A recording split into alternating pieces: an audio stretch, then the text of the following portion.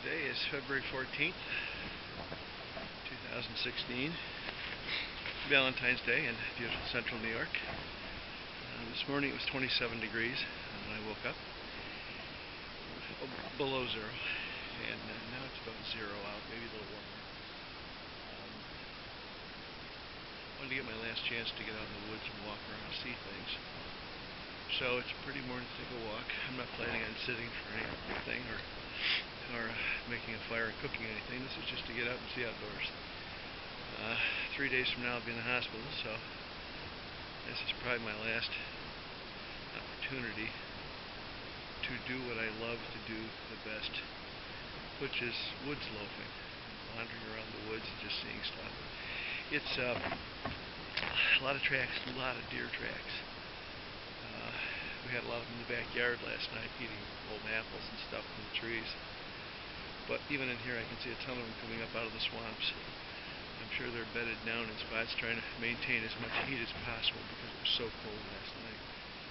But our apple trees got hit pretty hard last night by the deer. That's about it. It's a beautiful day out here. If you dress for it, including these mittens, I've got wool mittens that go in these things too, but I'm using these gloves, it's just easier. It really isn't uncomfortable out here. It's very comfortable to walk around and see stuff. I mean, I wouldn't want to sit around out here for 20 minutes in a t-shirt and jeans. But doing what I do out here, if you're dressed properly, I've got a balaclava on, complete with a FUD hat, glasses because it's so bright out here with the sunlight on the snow you can't see. And this is a fairly warm wool jacket and coat with the same kind of bibs on underneath. It's not bad to be outside. It's a matter of getting dressed for it. A lot of people try to style when they're outside. That's a mistake when it's 0 degrees or cold. It's easier to get dressed up like this. We don't look very picturesque when we're out in the woods staying warm, but when you're warm, you don't care if you're picturesque. I hope everybody has a good Valentine's Day. I'm going to go back and see my bride, and I got some friends coming over today. So for the next couple of days I'll be saying, so long for now to a lot of people because I'll be going to the hospital. For those of you that are fighting leukemia and or any other illness, I'm going to get short in a second here. I've been fairly fortunate this time.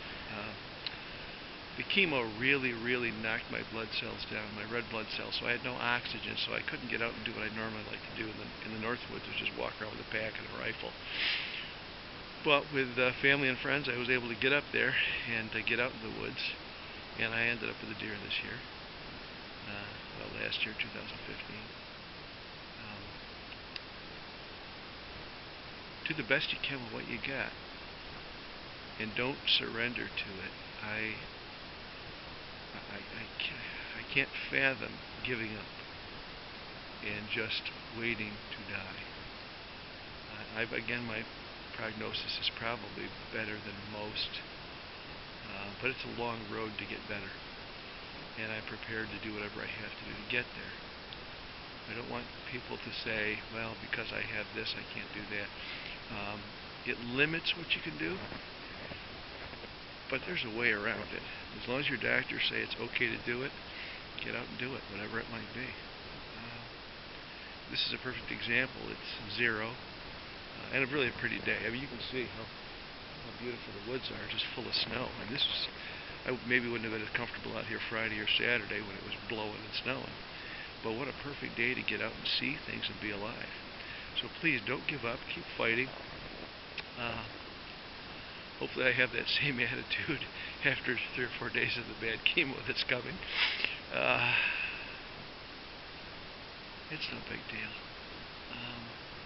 Some people have had it a whole lot worse than I've ever had it in life. I've been very blessed. So maybe this is my first real test. I don't know. In 62, almost 63 years, this is the first real test of character. I mean, police work was something. Insurance investigations was something, but I guess this is probably my biggest test of character. To stay positive, to be upbeat, to be supportive of other people, and to hopefully project an attitude of win, win, win, win. I'm going to win. I'm not going to give up. I'm not going to surrender. I've been very lucky to have great people, my oncologist and staff, people there, Dr. Kligerman, Kelly, Karen Perino, my nurse practitioner. Met a new nurse named Taryn who had a stem cell transplant 11 years ago, and she's doing fine. So there's lots of inspiration out there if you look for it.